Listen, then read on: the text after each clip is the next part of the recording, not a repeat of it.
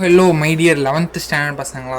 So நான் ஏற்கனவே சொன்ன மாதிரி இனிமேல் கரெக்டாக டெய்லி 6:30 பிஎம்க்கு 11th ஸ்டாண்டர்ட் வீடியோஸ் வந்துடும்டா. இவ்வளோ நாள் ஒரு 2 டேஸாக வீடியோஸ் 11th ஃபிசிக்ஸ்க்கு வர காரணம் வந்துட்டு கொஞ்சம் டெக்னிக்கல் இஷ்யூஸ் வந்து நம்ம சைட்லேருந்து இருந்ததுடா. அதனால தான் இப்போ எல்லாமே சால்வ் பண்ணியாச்சு. ஸோ இனிமேல் டெய்லியுமே வந்து 11th ஃபிசிக்ஸ் கெமிஸ்ட்ரி மேக்ஸுக்கு டெய்லியுமே வந்து 6:30 டான்னு வீடியோ வந்துடும். ஓகேவா? ஓகே. ஸோ இன்றைக்கி என்ன பார்க்க போகிறோம் அப்படின்னா சாப்டர் 1ல் இருக்க important most expected 2 marks 3 marks வந்து பார்த்துடலாம். அண்ட் இதே மாதிரி செகண்ட் சாப்டருக்கும் 2 மார்க்ஸ் 3 மார்க்ஸ் முடிச்சுட்டு சாப்டர் 1, 2 ரெண்டோட இம்பார்ட்டன்ட் 5 மார்க்ஸ் வந்து நம்ம முடிச்சிடும். ஓகே. ஸோ இதெல்லாம் ரொம்பவுமே இம்பார்ட்டண்ட்டாக இதுக்கு முன்னாடி ப்ரீவியஸ் இயர் கொஷின் பேப்பர்ஸ்லாம் கேட்ட கொஷின்ஸ் தான் இதெல்லாம். ஓகே. ஃபர்ஸ்ட் கொஷின் பாருங்கள்.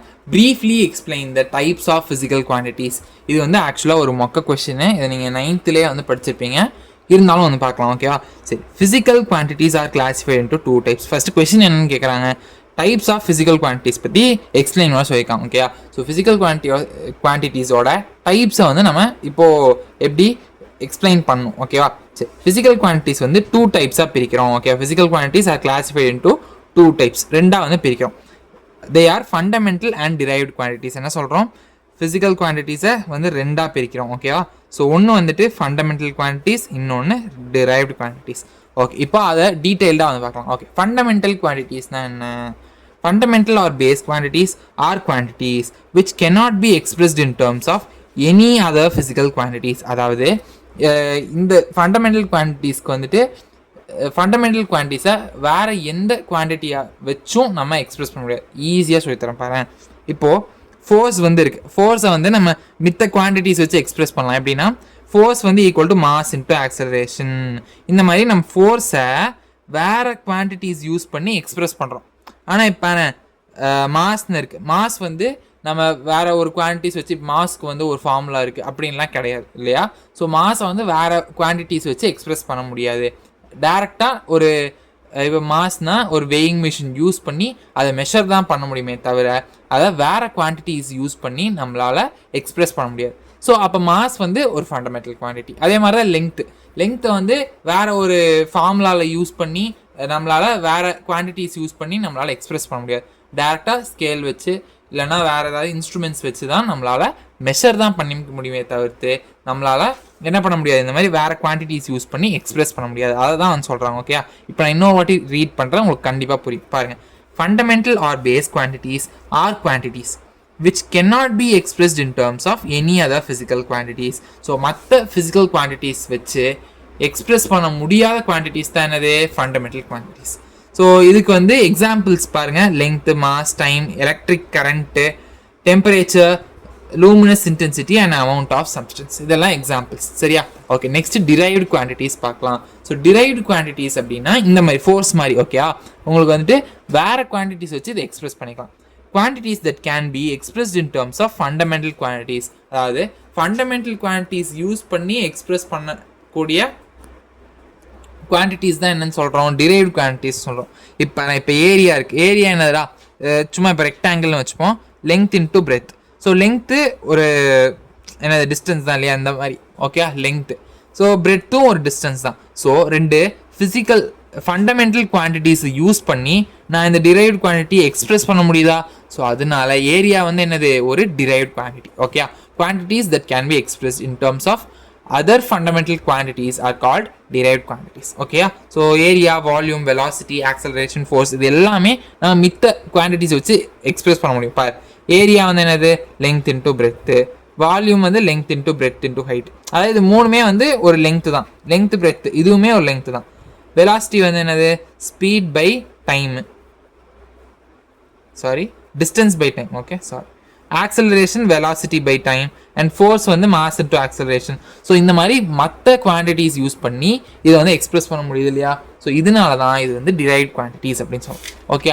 பார்க்க வேண்டாம் பெருசாக இருக்கும், ஆனால் உள்ள கண்டென்ட் வந்து ஜுஜுபி மேட்ரு. சரியா? இதுதான் பெரிய ஒரு கொஷினே கிடையாது. ஓகே. அதெல்லாம் ஜுஜுபி கொஷின். ஈஸியாக உங்களுக்கு புரிஞ்சுட்டாலே போகிறோம் இல்லையா? ஓகே. நெக்ஸ்ட் கொஷின் பார்க்கலாம் வாங்க. ஓகே. நெக்ஸ்ட் கொஷின் என்ன கேட்டிருக்காங்க? Define precision and accuracy. நான் ஒரு கொஷினும் எப்படி சொல்லித்தரேன் பாரு. அதே மாதிரி நீயும் படிக்கணும். எப்படின்னா ஃபஸ்ட்டு கொஷினை அண்டர்ஸ்டாண்ட் பண்ணு. உன்னோட ஓன் லாங்குவேஜ் தமிழில் வந்து ஃபஸ்ட்டு அண்டர்ஸ்டாண்ட் பண்ணிக்கோ. அண்டர்ஸ்டாண்ட் பண்ணிட்டு கான்செப்டை மட்டும் புரிஞ்சுக்கோ. அந்த நீ அட்லீஸ்ட் தமிழில் உங்கள் ஃப்ரெண்ட்ஸுக்கு சொல்லித்தர அளவுக்கு புரிஞ்சுக்கோ. அதுக்கப்புறமா நீ ரீட் பண்ணால் ஈஸியாக மனசில் பதிஞ்சிடும். ஓகேவா? ப்ரிசிஷன், அக்யூரசி, இதுக்கு என்ன விளக்கம், அதோட மீனிங் என்னன்னு கேட்குறாங்க. ஒரு எக்ஸாம்பிள் கேட்குறாங்க. ஓகேயா? ஓகே. இப்போ ப்ரிசிஷன், அக்யூரசி அப்படின்னா இப்போது ஒரு பென் இருக்குது. ஓகேவா? ஸோ பென் இது ஓகே, இப்படி வச்சுக்கலாமா? இதுதான் அந்த பென். ஸோ இந்த பென்னோட ஆக்சுவல் லெங்த் வந்து 10 சென்டிமீட்டர்னு வச்சுக்கலாம். ஸோ இதை நான் வந்து ஒரு ஸ்கேல் வச்சு நான் என்ன பண்ணுறேன், மெஷர் பண்ணுறேன்னு வச்சுப்போம். ஸோ மெஷர் பண்ணும்போது எனக்கு 9.3, 9.4, 9.2, திருப்பி 9.3 இந்த மாதிரி மெஷர்மெண்ட்ஸ் கிடைக்கிது. அப்படின்னா என்ன அர்த்தம் தெரியுமா? ப்ரெசிஷன் அப்படிங்கிறது இந்த நான் எடுத்தேன் இல்லையா, இந்த எல்லா நான் எடுத்த மெஷர்மெண்ட்ஸ் எல்லாமே நியர்லி க்ளோஸாக இருக்கும். 9.2, 9.3, 9.4 இது எல்லாமே க்ளோஸாக இருக்குது இல்லையா? 9.3, 9.4 எல்லாமே 9க்குள்ளே தான் இருக்குது, 9க்கு க்ளோஸராக இருக்கா? ஸோ இந்த மாதிரி எல்லா மெஷர்மெண்ட்ஸும் ஒரு வேல்யூக்கு க்ளோஸராக இருந்துச்சு அப்படின்னா இது ப்ரிசைஸாக இருக்குன்னு அர்த்தம். ஆனால் இப்போது நான் இன்னொரு ஸ்கேல் வச்சு எடுக்கிறேன், அது கரெக்டாக 9.8, 9.9 வருதுன்னா அது 10க்கு க்ளோஸராக இருக்கா? ஸோ இந்த மாதிரி ஆக்சுவல் வேல்யூக்கு க்ளோஸராக இருந்தது அப்படின்னா அது வந்து என்னது, அக்யூரேட்டாக இருக்குன்னு அர்த்தம், அக்யூரேட். ஆனால் நான் எடுத்த வேல்யூஸ்குள்ளேயே க்ளோஸராக இருக்குது அப்படின்னா இதுதான் ப்ரிசிஷன். ஓகேவா? இப்போ நான் ரீட் பண்ணும்போது உங்களுக்கு இன்னுமே பெட்டர் அண்டர்ஸ்டாண்டிங் கிடைக்கும். ஓகேவா? Precision refers to the closeness of 2 or more measurements to each other. ஓகேவா? ஸோ 2-3 மெஷர்மெண்ட்ஸ் இருக்குன்னா அதுக்கு நடுவில் இருக்கக்கூடிய க்ளோஸ்னஸ். ஓகேவா? இப்போது ஒரு பையனோட இப்போ ஹைட்டே நம்ம எடுத்துகிட்டு இருக்க வேணாம், வேறு ஏதாவது எடுக்கலாம். ஓகேவா? இப்போ வந்துட்டு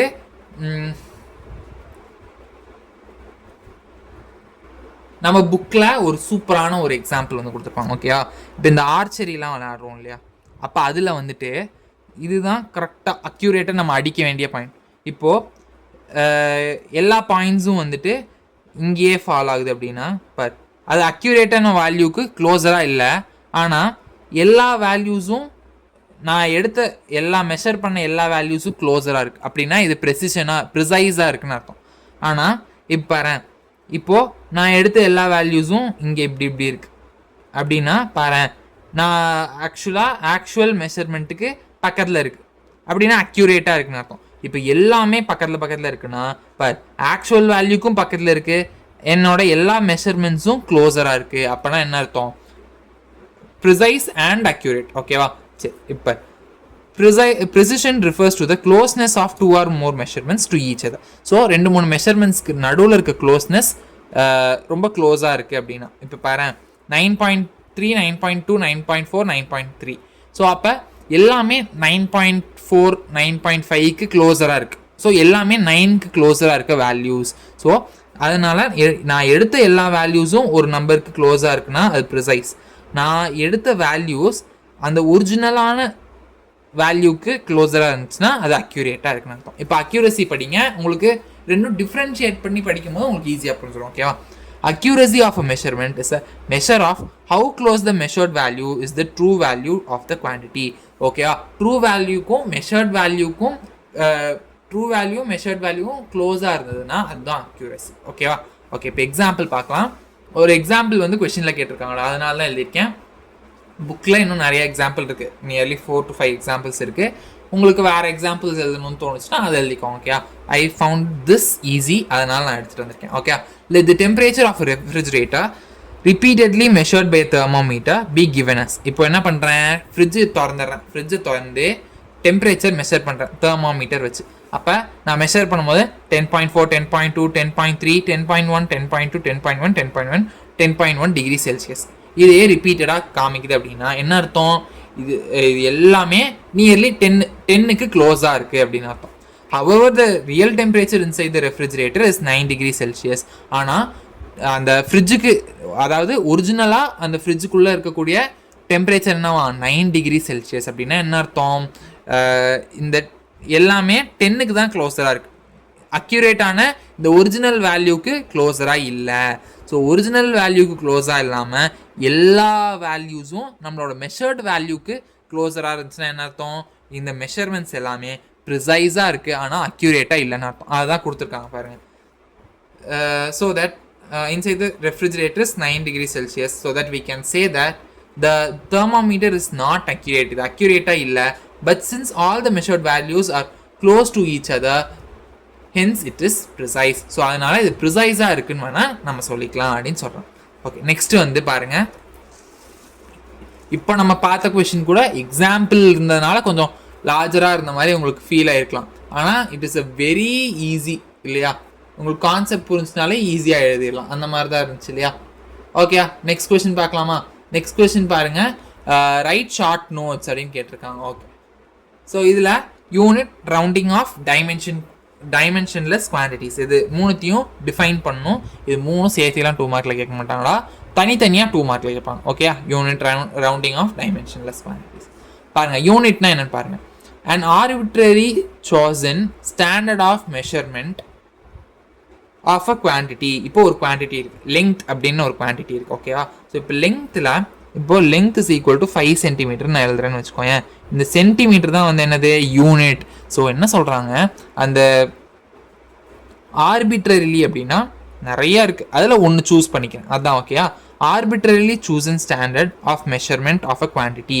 இப்போது ஆக்சுவலி வந்துட்டு நம்மகிட்ட நிறைய யூனிட்ஸ் இருக்கு இல்லையா, சிஜிஎஸ், எம்கேஎஸ், எஃபிஎஸ் அப்படிலாம் இருக்குது. ஸோ அந்த நிறையா யூனிட்ஸில் ஒன்று நான் வந்து சூஸ் பண்ணுறேன், which is accepted internationally. So எல்லாமே குளோபலி அக்செப்ட் பண்ணிக்கிறாங்க இல்லையா, அந்த ஒன்று தான் நான் யூனிட்னு சொல்வேன். Is called unit of that quantity.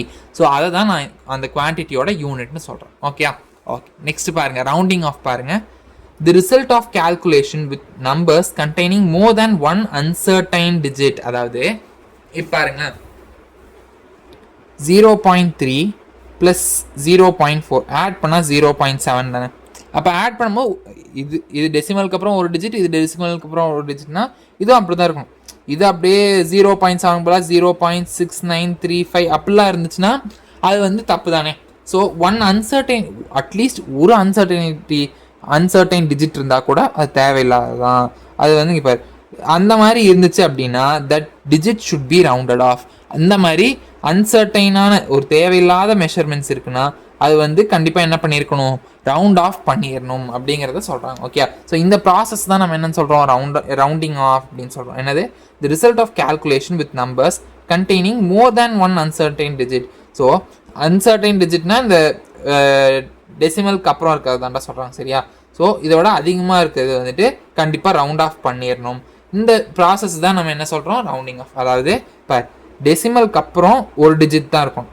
So ஒன்னோட அதிகமாக இருந்துச்சு அப்படின்னா அது என்ன பண்ணிடணும், ரவுண்ட் ஆஃப் பண்ணிடணும் அப்படின்றது தான் சொல்கிறாங்க. ஸோ இந்த ப்ராசஸ் தான் நம்ம என்னென்னு சொல்கிறோம், ரவுண்டிங் ஆஃப். ஓகேவா, இப்போ டைமென்ஷன்லெஸ் குவான்டிட்டிஸ் பார்த்தலாம். ஓகே, டைமென்ஷன்லெஸ் குவான்டிட்டிஸ் வந்து 2 டைப் இருக்குது. டைமென்ஷன்லெஸ் வேரியபிள்ஸ் ஒன்று இருக்குது, டைமென்ஷன்லெஸ் கான்ஸ்டன்ட்ஸ் ஒன்று இருக்குது. ஸோ இது ரெண்டுத்தையுமே நம்ம வந்து எக்ஸ்பிளைன் பண்ணியிருக்கோம் இங்கே. Okay, quantities which have, first one நான் என்ன எக்ஸ்பிளைன் பண்ணுறேன், டைமென்ஷன்லெஸ் கான்ஸ்டன்ட்ஸ், சரியா. Quantities which have constant values and also have no dimensions. So ஒரு குவான்டிட்டி இருக்குது, அதுக்கு வந்துட்டு ஒரு கான்ஸ்டன்ட் வேல்யூ இருக்குது. இப்போ பை வந்து எடுத்துக்கோங்க, பை வந்து 3.14125 தான். அது வந்துட்டு ஒரு கான்ஸ்டன்ட் வேல்யூ, ஆனால் அதுக்கு டைமென்ஷன்ஸ் இருக்கா, இல்லை. பை வந்துட்டு ஒரு நம்பர் தான் இல்லையா, அதுக்கு வந்துட்டு டைமென்ஷன்ஸ்லாம் இருக்கா, லெங்க்த்து, மாஸ், டைம் அப்படி ஏதாவது டைமென்ஷன்ஸ் இருக்கான்னு இல்லை. ஆனால் ஒரு கான்ஸ்டன்ட் வேல்யூ இருக்கு இல்லையா. ஸோ இதை தான் நான் என்னென்னு சொல்கிறேன், டைமென்ஷன்லெஸ் கான்ஸ்டன்ட்னு சொல்கிறேன். Okay, and also have no dimensions are called dimensionless constant. இதுக்கு எக்ஸாம்பிள் என்னெல்லாம் சொல்கிறாங்க, பையே, யூலர்ஸ் நம்பர், இதெல்லாம் நம்ம மேக்ஸில் யூஸ் பண்ணுவோம் இல்லையா. அது அண்ட் மித்த நம்பர்ஸுமே 1, 2, 3 இதுவுமே வந்து டைமென்ஷன்லெஸ் கான்ஸ்டன்ட் தான் அப்படின்னு சொல்கிறாங்க. நெக்ஸ்ட் பாருங்கள், dimensionless variables. Physical quantities which have no dimension but have variables. இப்போ பார்த்தீங்க அப்படின்னா இதெல்லாம் உங்களுக்கு இப்போ கொஞ்சம் புரியாத மாதிரி இருக்கும். நமக்கு 11th வந்துட்டு ஸ்ட்ரெயின் பற்றிலாம் படிப்போம். ஓகேயா, அது ஆக்சுவலி ஸ்ட்ரெயின் பற்றி நான் சொன்னேன்னா உங்களுக்கு புரிஞ்சிடும் அது. ஓகேயா, ஸ்ட்ரெயின் அப்படின்னா டெல்டா எல்/எல். இப்போ இது மட்டும் தெரிஞ்சுக்கோங்க. ஓகேயா, இதை பற்றி நம்ம டீட்டெயில்டாக 7th சாப்டர் வரும்போது பார்க்கலாம். ஓகேயா, டெல்டா எல்னா என்ன, அதுவும் ஒரு லெங்க்த்து தான், எல்லுங்கிறதும் லெங்க்த்து தான். அப்போ இதோட டைமென்ஷன்ஸ் வந்து என்னது, லெங்க்தோட டைமென்ஷனும் எல் தான், இதுவும் லெங்த் தான். அப்போ இதோட டைமென்ஷனும் லெங்த் தான். ஸோ கேன்சல் ஆகி டைமென்ஷனே இல்லாமல் போயிருதா. ஸோ இதுக்கு டைமென்ஷன் இல்லை, ஆனால் இது ஒரு வேரியபிளாக இருக்குது. ஸோ அதான் dimensionless variables. Physical quantities which have no dimensions but have variables. So இது வேரியபிளாக இருக்குது, ஆனால் இதுக்கு டைமென்ஷன்ஸ் இல்லை. ஸோ இதுதான் என்னன்னு சொல்கிறேன், டைமென்ஷன்லெஸ் வேரியபிள்ஸ் அப்படின்னு சொல்கிறேன். ஓகே, சூப்பர், கங்க்ராச்சுலேஷன்ஸ் தம்பிங்களா தங்கச்சிங்களா. ஸோ இப்போ நம்ம 2 மார்க்ஸ் வந்து முடிச்சிட்டோம். இப்போ நம்ம 3 மார்க்ஸ் வந்து படிக்க போகிறோம். ஓகேவா? ஓகே, ஸோ நீங்களாம் ஒரு வாட்டர் பிரேக் வந்து எடுத்துகிட்டு அப்படியே படிக்க ஆரம்பிங்க. ஓகேவா? Because hydration is very very important. ஏன்னா ஜஸ்ட் நமக்கு 1% மெமரி லாஸ் ஆகிறதுக்கு சாரி 1% ஹைட்ரேஷன் நம்ம லெவல் விட கொஞ்சம் கம்மியாக இருந்துச்சு அப்படின்னா it will surely lead to நமக்கு மெமரி வந்து கொஞ்சம் கம்மியாகிடும். சரியா? ஸோ அதனால் நம்ம படிக்கிறதெல்லாம் ஞாபகம் வச்சுக்கணும் இல்லையா? ஸோ படிக்கும்போது அப்பப்போ வாட்டர் பிரேக் வந்து எடுத்துக்கோங்க. ஓகே, நானும் வந்துட்டு ஒரு வாட்டர் பிரேக் வந்து எடுத்துகிட்டு வந்துட்டேன். இப்போ 3 மார்க்ஸ் வந்து பார்க்க போகிறோம். ஓகேவா? பாருங்கள், ஒரு 15 மினிட்ஸ் ஸ்பெண்ட் பண்ணோமா, 15 மினிட்ஸ்க்கு 2 மார்க்ஸ் ஃபுல்லாக முடிச்சிட்டோம் ஒரு சாப்டரோடது. ஓகேவா? இம்பார்ட்டன்ட் எல்லாமே. அதே மாதிரி ஒரு 15 மினிட்ஸ் அப்படியே உட்காந்திங்கன்னா 3 மார்க்ஸும் பார்த்துடலாம். ஓகே, நாளைக்கு இதே மாதிரி வாங்க, செகண்ட் சாப்டரோடதும் முடிச்சிடலாம். ஓகேயா? இல்லை வேறு சாப்டர் இல்லை வேறு சப்ஜெக்ட் வந்து பார்க்கலாம் இல்லையா? மேக்ஸ், கெமிஸ்ட்ரி அந்த மாதிரி ஏதாவது நான் நாளைக்கு போஸ்ட் பண்ணுறேன். ஓகேயா? பாருங்கள், 3 மார்க்ஸ் பாருங்கள். Right the rules for determining significant figures. இப்போ ஒரு நம்பர் கொடுத்துட்டாங்கன்னா அதோட சிக்னிஃபிகண்ட் ஃபிகர்ஸ் என்ன அப்படிங்கிறத கண்டுபிடிக்க போகிறோம். இதோட ஆக்சுவல் அப்ளிகேஷன் ரியல் லைஃப் அப்படிங்கிறது கம்மி தான்டா, ஆனால் இதை வந்து நம்ம படிச்சுக்கலாம். ஓகேவா? பாருங்கள், இப்போ ஒரு நம்பர் கொடுத்துட்டாங்கன்னா அதில் எவ்வளோ சிக்னிஃபிகண்ட் ஃபிகர்ஸ் இருக்குது அப்படின்னு கண்டுபிடிக்கணும். அதுக்கான ரூல்ஸ் தான் நம்ம படிக்கணும். Okay, all nonzero digits are significant. இப்போ வேறு 1 3 4 2 இது எல்லாமே நான்-ஜீரோ நம்பர்ஸ் தானே. அப்போனா இது எல்லாத்தையுமே நம்ம சிக்னிஃபிகண்ட் தான். அப்போ 1 2 3 4. ஸோ இந்த நம்பரில் 4 சிக்னிஃபிகண்ட் ஃபிகர்ஸ் இருக்குது. சரியா? நெக்ஸ்ட் பார், ஆல் ஜீரோஸ் பிட்வீன் 2 நான்-ஜீரோ டிஜிட்ஸ். இப்போ பாரு 2 6 7 0 0 8. இப்போ 7க்கும் 8க்கும் நடுவில் 2 0 இருந்துச்சு அப்படின்னா இந்த ஜீரோஸ்லாம் சிக்னிஃபிகண்ட் அப்படின்னு சொல்கிறாங்க. இப்போ நான் கொடுத்த எக்ஸாம்பிளுக்கு சிக்னிஃபிகண்ட் ஃபிகர் எவ்வளோப்பா?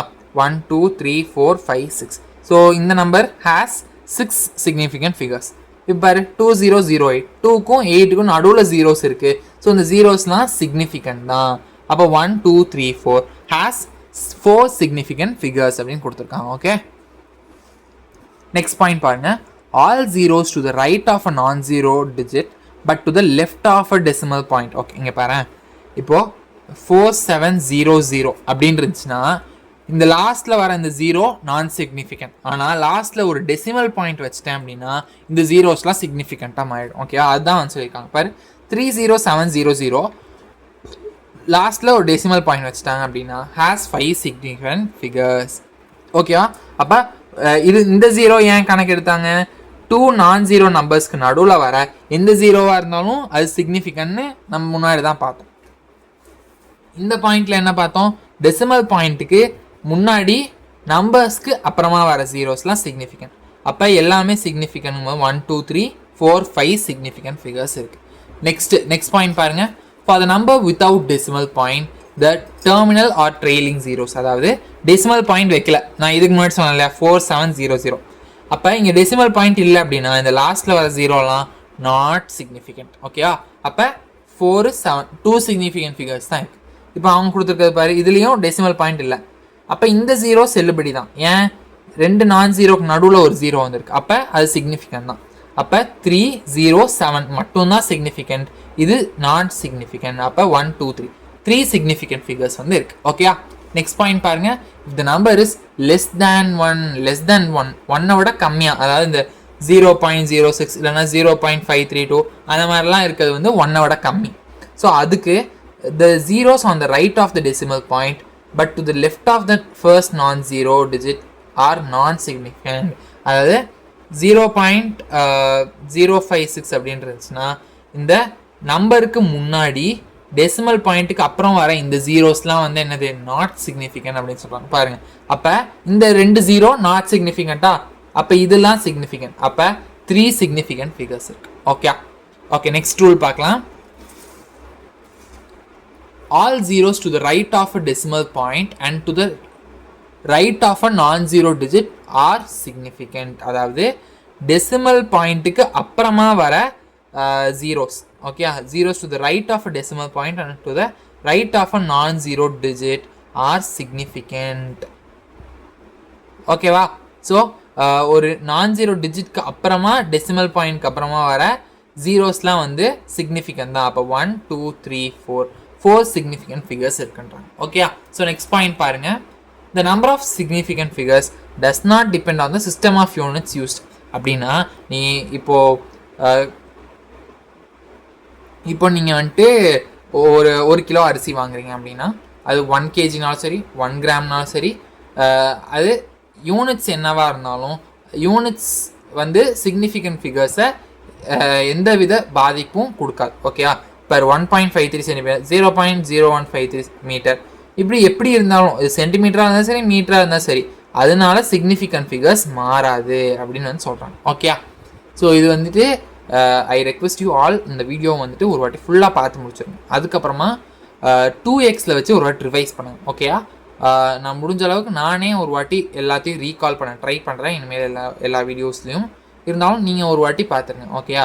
நான் வந்து வியூஸ் காண்டிலாம் சொல்ல, நீங்கள் வந்துட்டு ஒரு வாட்டி பார்த்துக்கிட்டா உங்களுக்கு கொஞ்சம் ரிவைஸ் பண்ணுறதுக்கு ஈஸியாக இருக்கும். இல்லைனா என்ன பண்ணுங்கள், இந்த நோட்ஸ் வந்து நான் டிஸ்கிரிப்ஷனில் கொடுத்துருக்கேன்.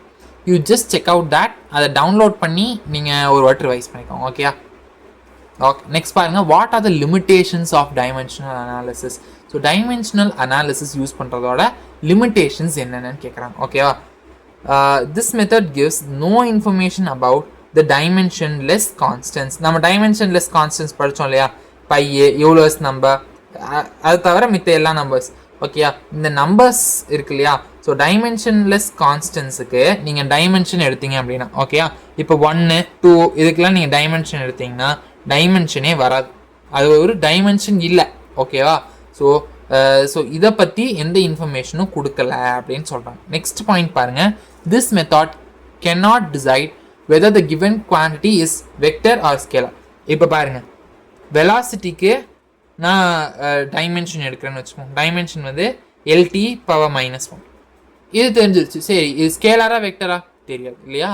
ஸோ இதனால இந்த டைமென்ஷனல் அனாலிசிஸ் யூஸ் பண்ணி இது வெக்டரா ஸ்கேலரான்னு என்னால் சொல்ல முடியல அப்படின்னு சொல்கிறாங்க. நெக்ஸ்ட் பாயிண்ட் பாருங்கள். This method is not suitable to derive relations involving trigonometric, exponential and logarithmic function. ஓகேயா? இப்போ log x இருக்குது. ஸோ இதுக்கு டைமென்ஷனல் அனாலிசிஸ் எடுக்கணும் அப்படின்னா நம்மளால் எடுக்க முடியாது இல்லையா? அதனால லாகரிதமிக், ட்ரிக்னாமெட்ரிக், எக்ஸ்போனென்ஷியல் இதெல்லாம் யூஸ் பண்ணுற ஃபங்க்ஷன்ஸ்க்கு நம்மளால் டைமென்ஷனல் அனாலிசிஸே யூஸ் பண்ண முடியல. இப்போ வரைக்கும் நீங்கள் பார்த்துருக்க மாட்டீங்க. லாகு இதெல்லாம் யூஸ் பண்ணுற மாதிரி ஃபிசிக்ஸில் இருக்க ஈக்குவேஷன்ஸ் நீங்கள் பார்த்துருக்க மாட்டீங்க. ஆனால் கண்டிப்பாக நீங்கள் பார்ப்பீங்க. ஓகே, இந்த 11th பார்ப்பீங்க. ஸோ அப்போ வந்துட்டு அதுக்கெலாம் டைமென்ஷனலி அது கரெக்டாக அப்படின்னு நம்மளால் செக் பண்ண முடியாது யூஸிங் டைமென்ஷனல் அனாலிசிஸ். அதை தான் இங்கே சொல்லியிருக்காங்க. It cannot be applied to an equation involving more than 3 physical quantities. So 3 physical quantities மேலே ஒரு ஈக்குவேஷனில் இருக்குது அப்படின்னா அதுக்கு நான் டைமென்ஷனல் அனாலிசிஸ் வந்து அப்ளை பண்ண முடியாது அப்படின்னு வந்து சொல்கிறேன். ஓகே, லாஸ்ட் ஒரு பாயிண்ட் மட்டும் இருக்குது. யா, it can only check on whether a physical relation is dimensionally correct but not the correctness of the relation. Okay, இப்போ இந்த எக்ஸாம்பிள் பார்த்தீங்கன்னா உங்களுக்கு புரியும். பாருங்களேன், இப்போது நமக்கு எல்லாத்துக்குமே தெரியும் S = UT + ½ AT² தான் கரெக்டுன்னு. ஆனால் S = UT + ½ AT² பதிலாக 1/3 AT² போட்டால் டைமென்ஷனலி அது கரெக்டாக தான் இருக்கும். ஏன்னா இது 1/3 வந்து ஒரு நம்பர் தானே. இதுக்கு டைமென்ஷன் எடுத்தோம்னா அது டைமென்ஷன் லெஸ், டைமென்ஷன் போயிடும். அப்போ நான் 1/2 போட்டாலும் 1/3 போட்டாலும் நம்பருக்கு டைமென்ஷன் எடுக்கும்போது டைமென்ஷன் போயிடும். அதனால இது ரெண்டுத்துக்குமே, இந்த ரெண்டு ஈக்குவேஷனுமே டைமென்ஷனலி கரெக்ட் தான். ஆனால் ஆக்சுவலி ஒரிஜினலாக இந்த ஈக்குவேஷன் தானே கரெக்டு. ஸோ அதனால் டைமென்ஷனல் அனாலிசிஸ் யூஸ் பண்ணி நமக்கு ஒரு ஈக்குவேஷன் டைமென்ஷனலி கரெக்டானு நம்மளால் பார்க்க முடியுது. ஆனால் நிஜமாவே அது கரெக்ட்னஸ் ஆஃப் த ரிலேஷன் வந்து நம்மளால் செக் பண்ண முடியலை அப்படின்னு வந்து சொல்கிறாங்க. ஓகே, ஸோ இதுதான் லிமிட்டேஷன்ஸ் ஆஃப் டைமென்ஷனல் அனாலிசிஸ். ஓகேங்களா? புரிஞ்சா? ஓகே, நெக்ஸ்ட் பாருங்கள். Third question, write a note on triangulation method. So triangulation method மட்டும் தான் மோஸ்ட்லி தனியாக தான் கேட்பாங்க. பட் புக் பேக்கில் ரேடார் மெத்தடோட சேர்த்து இருக்குது. ஸோ அதையுமே ஒரு வாட்டி ரீட் அவுட் பண்ணிக்கோங்க. ஏன்னா நீங்கள் ஆல்ரெடி 10th நீங்கள் அதை படிச்சிருப்பீங்க. ஓகே, அதனால் அது ஈஸி தான். let AB is equal to H. Triangulation method 10th நீங்கள் படிச்சிருப்பீங்க இல்லையா, அந்த ட்ரிக்னாமெட்ரி, அதுதான்டா ரொம்ப ஈஸி. 10th ட்ரிக்னாமெட்ரியில் இந்த 6.2லாம் படிச்சிருந்தீங்கன்னா இது ரொம்ப முக்கியமான ஒரு கொஷின். ஓகே, அப்போ let AB equal to H be the height of the tree or tree to be measured. இப்போ இந்த இந்த இந்த இமேஜ் பாருங்கள், இது பார்க்குறக்கு ட்ரீ மாதிரிலாம் இல்லை அப்படின்னு வந்து கமெண்ட்ஸில் கழுவி ஊற்றக்கூடாது. பாருங்கள், இப்போ இந்த ட்ரீயோட ஹைட்டை நம்ம வந்து மெஷர் பண்ணணும். அப்படின்னா என்ன பண்ணுறேன், இந்த டிஸ்டன்ஸை ட்ரீக்கும் நான் இது இந்த சீல தான் நான் நின்றுருக்கேன்னு வச்சுக்கோ. அப்போ நான் நிற்கிறதுக்கும் ட்ரீக்கும் நடுவில் எவ்வளோ டிஸ்டன்ஸ் அப்படின்னு நான் வந்து மெஷர் பண்ணிடுறேன். அதுக்கப்புறமா என்ன பண்ணுறேன், பாரு, let C be the point of observation. நான் உட்காந்துட்டு இருக்கிறது தான் பாயிண்ட் ஆஃப் அப்சர்வேஷன், அதுதான் C. At distance X from B. B தான் ட்ரீ இருக்கிற இடம், நான் நிற்கிறது தான் சி இருக்கு, நான் இருக்கிறது தான் சி. ஓகேயா, ஸோ சிக்கும் பிக்கும் இருக்க டிஸ்டன்ஸ் தான் எக்ஸ்ன்னு சொல்லிட்டாங்க. Place a range finder at C and measure the angle of elevation. Range ஃபைண்டர்னு ஒரு டிவைஸ் இருக்குடா, சரியா, அதை நான் இங்கே வச்சுட்டேன்னா இங்கிருந்து இது எவ்வளோ ஆங்கிள்னு தெரிஞ்சிடும், ஏசிபி ஆங்கிள் என்னன்னு தெரிஞ்சிடும். ஸோ அது நான் தீட்டான்னு கண்டுபிடிச்சிட்டேன். எதை வச்சு, ரேஞ்ச் ஃபைண்டர் வச்சு. So from right angle triangle. So இந்த ட்ரையாங்கிளில் டேன் தீட்டா எடுங்க. டேன் தீட்டா வந்து என்னது, ஆப்போசிட் பை அட்ஜசன்ட். ஆப்போசிட் என்னதுடா, ஹெச் இல்லையா. ஸோ ஹெச் பை அட்ஜசன்ட் வந்து X. So tan theta is equal to H by X. நமக்கு என்ன தேவை, ஹைட் ஆஃப் த ட்ரீ, அதாவது ஹெச். அதனால் எக்ஸ் அங்கே கொண்டு போயிரு. அப்போ H is equal to X tan theta அப்படின்னு கிடைக்குமா. ஸோ அவ்வளோதான், நமக்கு knowing the distance x the height can be determined. So distance மட்டும் தெரிஞ்சாலே போகிறோம், நமக்கு ஹைட் வந்து நம்ம கண்டுபிடிச்சிடலாம் நினைக்கிறேன். ஓகே, கமான், சூப்பர்ப்பா. ஒரே ஒரு லாஸ்ட் 3 மார்க் மட்டும் இருக்குது, இது முடிச்சிட்டோன்னா இன்னைக்கு செஷன் வந்து முடிஞ்சு. ஓகேயா, ஸோ நாளைக்கு ஒரு கெமிஸ்ட்ரி செஷன் வந்து நான் அப்லோட் பண்ணுறேன். Okay okay. Explain the principle of homogeneity of dimensions with an example. இது வந்து செம இம்பார்ட்டண்டான ஒரு 3 மார்க். ஓகே, ஸோ இது வெறும் ஒரு எக்ஸாம்பிள் கேட்குறாங்க அப்படின்னா 3 மார்க்கில் கேட்குறாங்கன்னா இவ்வளோ தான் போகிறோம். ஆனால் applications of principle of homogeneity கேட்டு அது கூட எக்ஸாம்பிள் கேட்குறாங்கன்னா அது ஒரு 5 மார்க். அதுதான் புக் பேக்கில் இருக்குது, இது புக் பேக் கிடையாது. ஆனால் இது இம்பார்ட்டண்டான 3 மார்க். பிரின்சிபல் ஆஃப் ஹோமோஜெனிட்டி எழுதி அதுக்கு ஒரு எக்ஸாம்பிள் கூட தான் போகிறோம். ஓகேவா, பாருங்கள். The principle of homogeneity of dimensions states that the dimension of all the terms in a physical quantity physical equation should be the same. இப்போ நான் வந்து ஒரு சும்மா ஒரு ஃபார்முலா இருக்குன்னு வச்சுக்கோ, a is equal to b plus c அப்படின்னா இது இப்படி ஒரு ஃபார்முலா இல்லை, நான் சும்மா ஒரு எக்ஸாம்பிளுக்காண்டி சொல்கிறேன். ஓகேயா, இப்போது இதுக்கு எல்லாத்துக்கும் நான் டைமென்ஷன்ஸ் எடுக்கிறேன். Dimension of a, dimension of b, dimensions of c அப்படி எடுத்தேன்னா 3 டைமென்ஷனுமே சேமாக இருக்கும்.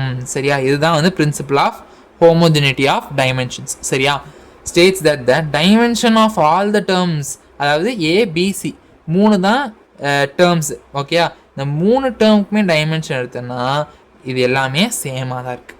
ஓகே, இதுதான் வந்து சொல்ல வராங்க. For example, if the in the physical equation v square is equal to u square plus 2as, the dimension of v square, u square, 2as are same and equal to L square t power minus 2. ஓகேங்க, பார், v square is equal to u square plus 2asக்கு நான் dimension எடுக்கிறேன். vக்கு நீங்கள் dimension எடுத்தீங்க அப்படின்னா lt power minus 1 வரும். சரியா, அப்போ square பண்ணும்போது L2t minus 2 வந்துருச்சு. அதே தான் யூக்கும். சரியா, இது வெலாசிட்டி, இது இனிஷியல் வெலாசிட்டி. சரியா, அப்போ இதே இது சேமாக வந்துருச்சா. ஆக்சலரேஷனுக்கு என்னதுடா, ஆக்சலரேஷனுக்கு LT பவர் minus 2. எஸ் அப்படிங்கிறது வந்து என்னதுன்னா டிஸ்டன்ஸ் தான். அப்போ எல், அப்போ L into L square T power minus 2. So இது 3மே டைமென்ஷனலி ஈக்குவல் ஆயிடுச்சா.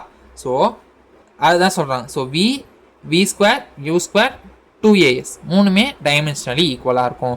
ஸோ இதுதான் வந்துட்டு principle of homogeneity of dimensions. So நாளைக்கு கெமிஸ்ட்ரி வீடியோவில் நம்ம சந்திப்போம். இந்த செஷனோட பிடிஎஃப் நான் டிஸ்கிரிப்ஷன் அண்ட் கமெண்ட்ஸில் வந்து நான் அப்லோட் பண்ணி வைக்கிறேன்ப்பா. தேங்க்யூ.